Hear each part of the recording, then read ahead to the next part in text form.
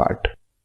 Next, let's set the variable which has the path of the dataset. As we downloaded the dataset, we found out that there is a file named gt-final-test-csv and which is not required as it will not be processed in the images folder. So I'm removing that, and also I'm setting the test path as the traffic sign dataset test. Let's run this command and remove the unnecessary file and setting the path. So it's done. Now we'll scale these images. So why we need to scale these images? Because we need to make the test images same as the train images. So we need to scale this using a function named scaling. I have created a function here, scaling, in which we will pass the test images and the test path. I've created an empty list named images, and in the image path I have passed the test images. Now I'm opening these images, resizing them into 50 by 50 and storing them as a NumPy array and appending them in the images. Similarly, these images are further converted into a NumPy array and divided by 255 in order to normalize them. And in the end, this function returns these images. I have imported a new library here. As you can see, from PIL I have imported image, and this image function is used to open these images. Let's run this function. So we have created the function. Now we will call this function using our test data, and we'll scale our test images and stored in the test images variable. So as you can see here, currently our test images are being normalized and converted into a NumPy array. It's done. So let's read these. So here we can see that we have read the test CSV and stored the values of the class in the yTest variable.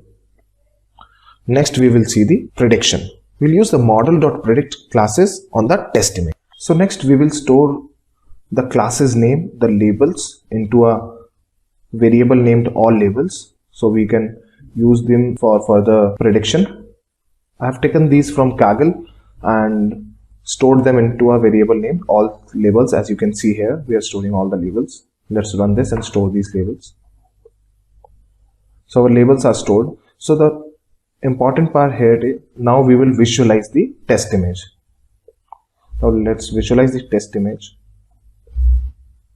So this is the test image we have taken, and now we will make predictions on this test image. So let's print out the original label. First we will print out what is the original label for this image. For this we are calling the all labels list and we are passing the yTest first one. Let's print this and see what is the original label. So the original label is speed limit 30 km/h. So here you can see that the label is, the image is for speed limit 30 km/h. Now let's find out the predicted label for this. Similarly, we are finding out the predicted label using the all labels ypred1. Let's see. So the predicted label is speed limit 30 km/h, which is exactly the original label. For original label, we have passed the yTest data, while for the predicted label, we have passed the ypred data, as you can see here. So we can see that our prediction is accurate here. So with this, we came to an end of this project. To conclude, we can say that we started with downloading the dataset. We pre-process it.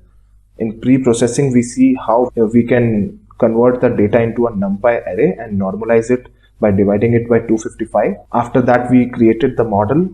We applied different layers, conv 2D layers, max pooling 2D layers. You can change those layers according to you.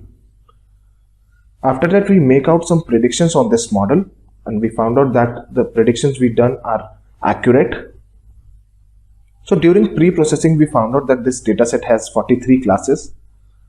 The model reached an accuracy of 95% plus in just 50 epochs. I have trained this model again and again on different parameters to optimize it. You can also do that.